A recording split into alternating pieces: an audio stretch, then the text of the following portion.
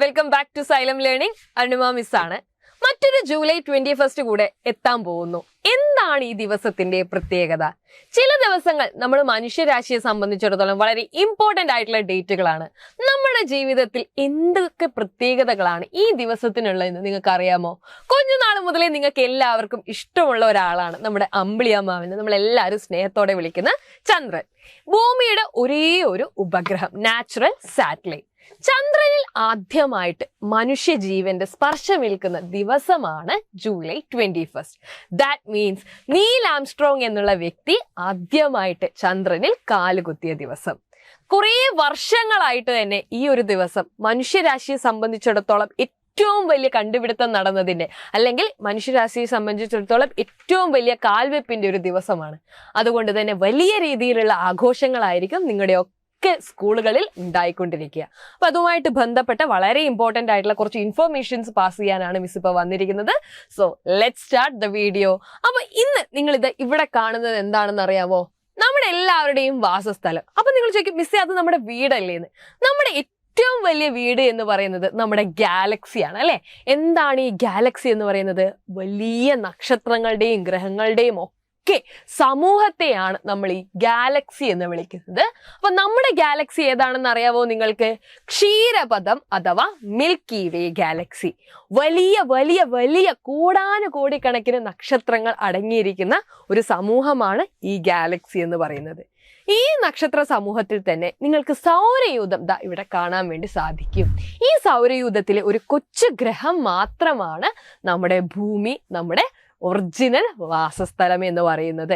അപ്പൊ ഭൂമി അടക്കം മറ്റ് 7 ഗ്രഹങ്ങൾ കൂടെ ഇതിനെ ചുറ്റുന്നുണ്ട് അല്ലെ. ഏതിനെ ചുറ്റുന്നുണ്ട്? നടുക്കൊരാളെ നിങ്ങൾ കാണുന്നില്ലേ? സൺ. അപ്പോൾ സൂര്യൻ ആണ് നമ്മുടെ സൗരയൂഥത്തിന്റെ അടിസ്ഥാനം അല്ലെങ്കിൽ കേന്ദ്രം എന്ന് പറയുന്നത്. ഈ സൂര്യനെ ചുറ്റിക്കൊണ്ടാണ് ബാക്കിയുള്ള 8 ഗ്രഹങ്ങളും ഇങ്ങനെ കറങ്ങിക്കൊണ്ടിരിക്കുന്നത്. പണ്ടൊക്കെ നിങ്ങൾ കേട്ടിട്ടുണ്ടാവും 9 ഗ്രഹങ്ങൾ ഉണ്ടെന്നായിരുന്നു നമ്മൾ പറഞ്ഞുകൊണ്ടിരുന്നത്. പക്ഷേ കുഞ്ഞനായ പ്ലൂട്ടോയെ നമ്മൾ ഇപ്പൊ എന്ത് ചെയ്തിട്ടുണ്ട്?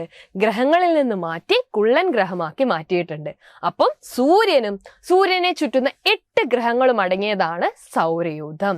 ഇതിൽ നിങ്ങൾ സൂര്യന്റെ തൊട്ടടുത്ത ഒരാളെ കാണുന്നില്ലേ? ഇതാണ് നമ്മൾ മേർക്കുറി എന്ന് വിളിക്കുന്ന ബുധൻ. ഏറ്റവും അടുത്തായിട്ട് നിൽക്കുന്നത് കൊണ്ട് തന്നെ സൂര്യനോട് അടുത്ത് കിടക്കുന്ന ഗ്രഹം എന്നാണ് നമ്മൾ ബുധനെ പൊതുവെ പറയാറ്. തൊട്ടടുത്തായിട്ട് നിങ്ങൾക്ക് ആരെ കാണാം? ശുക്രൻ, വീനസിനെ കാണാം. ബുധനാണ് സൂര്യനോട് എടുത്തു കിടക്കുന്ന ഗ്രഹമെങ്കിൽ കൂടെ ഏറ്റവും ചൂട് കൂടിയ ഗ്രഹം ആരാണ്? ഈ ഒരു ശുക്രനാണ് എന്നുള്ള കാര്യം നിങ്ങൾ എന്ത് ചെയ്യുക? ഓർത്ത് വെക്കുക. ക്ലിയർ? നെക്സ്റ്റ് നിങ്ങൾ കാണുന്നത് നമ്മുടെ എല്ലാവരുടെയും വാസസ്ഥലമായിട്ടുള്ള നമ്മുടെ ഭൂമിയെയാണ്. ഈ ലോകത്ത് നമ്മൾ ഇതുവരെ കണ്ടെത്തിയതിൽ മനുഷ്യ സ്പർശമുള്ള അല്ലെങ്കിൽ ജീവന്റെ സ്പർശമുള്ള ഒരേ ഒരു ഗ്രഹം ഭൂമിയാണ്. ഏറ്റവും ബ്യൂട്ടിഫുൾ ആയിട്ടുള്ള ഗ്രഹം ഏതാണെന്ന് ചോദിച്ചാൽ നമുക്ക് ഭൂമിയെ പറയാം അല്ലെ. ഭൂമിയുടെ തൊട്ടടുത്തായി ചുവന്ന നിറത്തിൽ നിങ്ങൾ ഒരാളെ കാണുന്നില്ലേ? അതാണ് ചൊവ്വ. ആരാണ്? ചൊവ്വ ഗ്രഹം. എന്തുകൊണ്ടാണ് ഭൂമിയുടെ തൊട്ടടുത്ത് നിൽക്കുന്ന ചൊവ്വയ്ക്ക് ഇത്ര ചുവപ്പ് എന്ന് ചോദിച്ചു കഴിഞ്ഞാൽ ചൊവ്വയിലുള്ള ഇരുമ്പിന്റെ സാന്നിധ്യമാണ് ഈ ചുവപ്പ് നിറത്തിന് കാരണം. ഇനി അതിന് തൊട്ടടുത്തായി നിങ്ങൾ ഒരാളെ കാണുന്നില്ലേ? കൂട്ടത്തിൽ ഏറ്റവും വലിയ ആളാണ് അല്ലെ അവിടെ നിൽക്കുന്നത്. ആരാണത്? നമ്മുടെ ജുപ്പിറ്റർ, വ്യാഴമാണ്. സൗരയൂഥത്തിൽ ഏറ്റവും വലിയ ഗ്രഹമായിട്ടുള്ള വ്യാഴത്തെയാണ് നിങ്ങൾ അവിടെ കാണുന്നത്. വ്യാഴത്തിനും തൊട്ടപ്പുറം കുറച്ചാർക്കും ഇല്ലാത്ത അല്ലെ, മറ്റാർക്കും ഇല്ലാത്ത രീതിയിലുള്ള പ്രത്യേകതകളുമായിട്ട് വലയത്തോടുകൂടി ഒരു ഗ്രഹത്തെ നിങ്ങൾ അവിടെ കാണുന്നുണ്ട്. അതാണ് നമ്മുടെ ശനി, സാറ്റേൺ എന്ന് പറയുന്ന ഗ്രഹം. അപ്പൊ സൗരയൂഥത്തിൽ വലയമുള്ള ഗ്രഹം ഏതാണെന്ന് ചോദിച്ചാൽ ആരാണ്? സാറ്റേൺ ആണ്. അത് കഴിഞ്ഞ് തൊട്ടപ്പുറത്ത് നിങ്ങൾക്ക് ആരെ കാണാം? യുറാനസ് ഗ്രഹത്തെ നിങ്ങൾക്ക് കാണാൻ സാധിക്കും. അതിനും തൊട്ടപ്പുറത്തായിട്ട് കാണുന്ന ആളാരാണ്? നെപ്റ്റ്യൂൺ. അപ്പൊ സൗരയൂഥത്തിലെ ഏറ്റവും ദൂരെ നിൽക്കുന്ന അല്ലെ, സൂര്യനിൽ നിന്ന് ഏറ്റവും അകലെ നിൽക്കുന്ന നെപ്റ്റ്യൂണിനെയും നിങ്ങൾക്ക് കാണാം. അപ്പോ ഇത്തരം ഒരുപാട് ഗ്രഹങ്ങൾ അല്ലെ, സൗരയൂഥത്തിലെ ഗ്രഹങ്ങളെ കുറിച്ച് മാത്രമാണ് മിസ് ഇപ്പൊ പറഞ്ഞിരിക്കുന്നത്. ഓരോ നക്ഷത്ര സമൂഹത്തിലും അല്ലെ ഇത്തരത്തിലുള്ള ഒരുപാട് ഗ്രഹങ്ങളുണ്ട്. ആ ഗ്രഹങ്ങളെ ചുറ്റി സഞ്ചരിക്കുന്ന ഉപഗ്രഹങ്ങളുമുണ്ട്.